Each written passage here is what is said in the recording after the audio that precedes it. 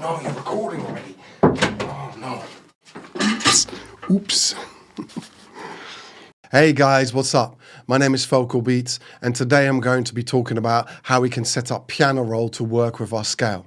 What I mean by this is we're going to be setting piano roll up so that you can easily see your scale, so that if you do program your chords or your arpeggiators in Logic through the piano roll, then you'll be able to do this much quicker. This video will be especially useful to those people that don't really play keyboards very well and tend to use the piano roll to program their notes. If you're familiar with Ableton Live, you will know that this is called the scale lock feature in Ableton, but we're going to be doing exactly the same thing in Logic. But before you start, please can you like this video, press subscribe, and then press the bell for future content to support my channel. Thank you. To get us going a bit quicker, I've already imported a loop and created a MIDI channel that we can work with. First, I'll create a region here, which you can do by doing a command-click tool here, which is what I'm using. And you can set anything up for that, so you can change that to whatever you want. I like it on pencil. And then we're going to press E for edit. Then we can clearly see that every single note is available. So if we were to start clicking notes, we have no idea if they're in the scale or not in the scale. So what we're going to do is tell Logic what the scale is.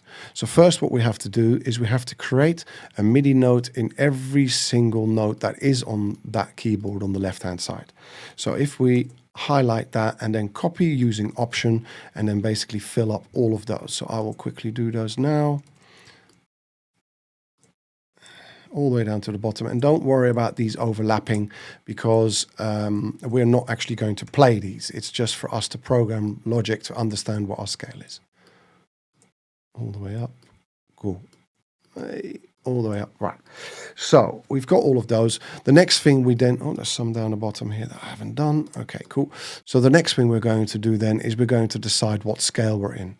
So I think we stay in F, and then maybe we just select a natural minor. Once that's been selected, we highlight all the notes that we want to apply to, which is all of them, because we've copied them all the way across our keyboard there, and we press Q. So what this does now is it's basically moved any of the other notes that are on the wrong notes onto the right notes according to the scale that we've selected. So as you can see, there's little gaps in between already. Now, that in itself doesn't really help us because if we're trying to program over here, we're still going to have to look, is that in line? And so that still doesn't work. But what we can do with this function now is go up here and press this. This is called the collapse mode. So once we do that, it will only show all the notes that are on that scale. The great thing is you can now use that as a template for any other MIDI parts that you're going to be playing. So you can just chop that one bar off and put that in front of a new channel and extend that and basically start programming another MIDI part in there. Okay, so now what we need to do is move this region back before where we want to start programming it for, and then extend the region to whatever distance we want it to be. So for now, I'm only going to program 2 bars, and then we loop it around that 2-bar section. Okay, so now we've got this, we can start programming. So we go down to some reasonable notes. Let's do it in F again anyway.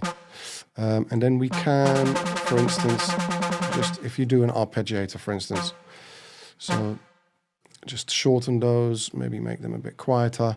And then the great thing is you can now just drag and drop, and you can drag and drop to any one of those notes and it will sit in. So it's much quicker. You don't have to think about it. You just drop a few and then we just have a listen to it in a minute what that all does. So I'll just loop that for just so it's quicker. Oops.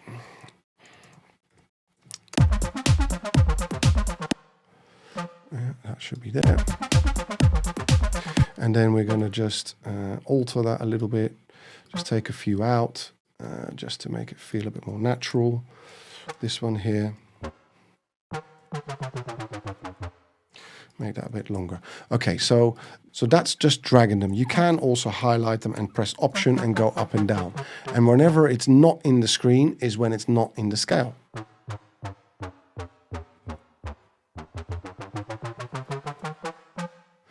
So let's have a listen. Let's do some velocities.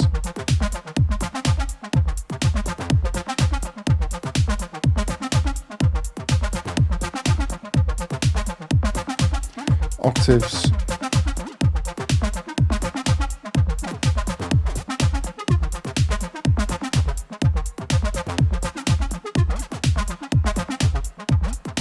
So then once you then have that and you're happy with that, you can then say, okay, you know what? I want to now start creating a chord sound. So I already added one earlier on.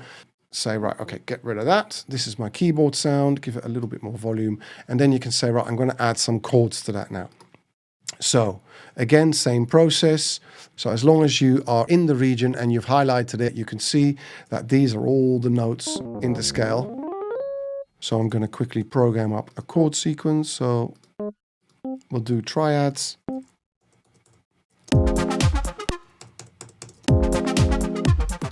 Okay, let's make it longer than that. And then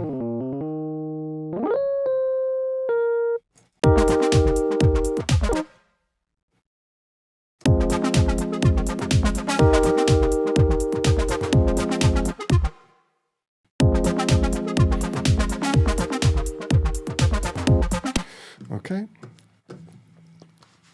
My mouse is really playing up. So there, and then that can be.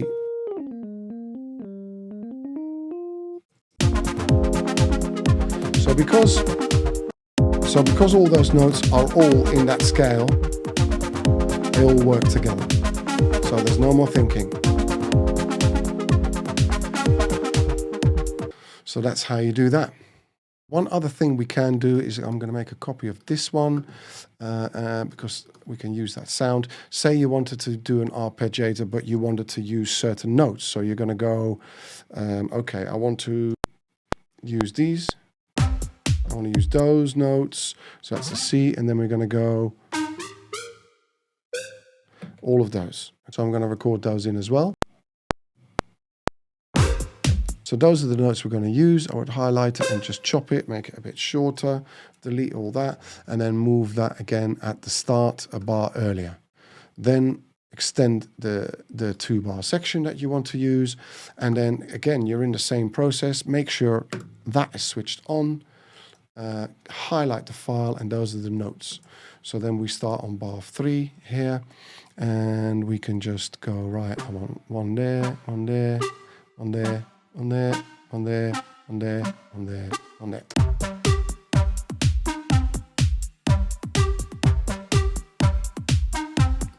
Very simple.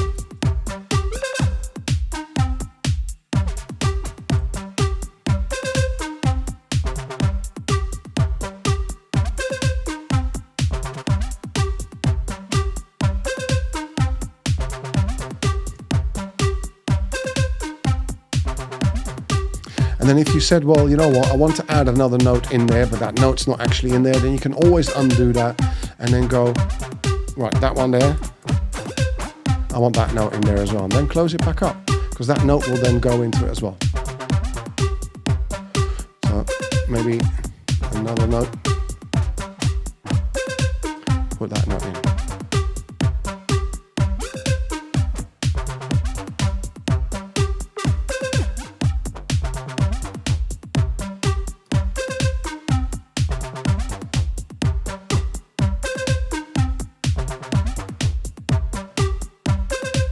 Simple as that. This makes programming in your piano roll very quick and very easy, and it's without mistakes. You can't really hit the wrong note or anything like that, and then it's all about timing and rhythms and volumes.